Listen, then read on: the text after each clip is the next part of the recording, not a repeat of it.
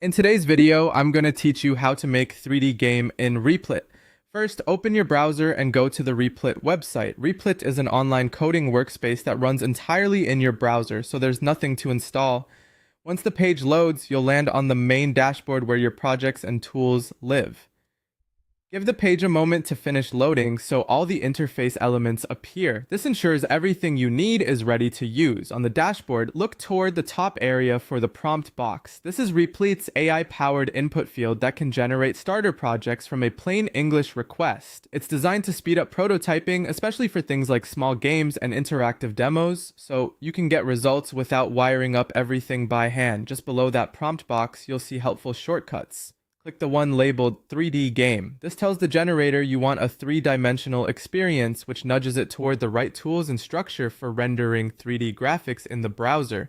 Now type your prompt. Be clear and specific about the experience you want. Describe the setting, the objective, and how you expect the player to interact.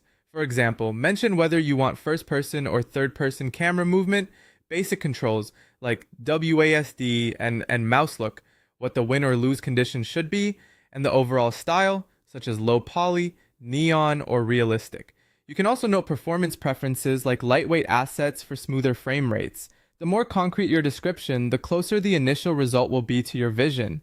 When you're happy with your description, press enter on your keyboard. Replit will start turning that prompt into a working project. You'll see files appear and logs begin to stream. Behind the scenes, it's setting up a web project, typically using WebGL through a popular library such as 3JS, adding starter code for a scene, camera, lights, simple geometry, and input handling based on what you requested. Replit will generate your prompt immediately and begin building the game. You might notice code scaffolding, asset placeholders, and a preview panel preparing to load.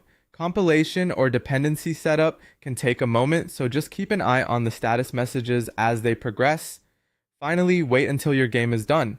You'll know it's ready when the preview finishes loading, and you can see the scene respond to your inputs. Generation time varies with project complexity, so be patient. Once complete, you'll have a playable 3D starting point right in your browser, ready for you to explore, iterate on with new prompts, and shape into the experience you imagined.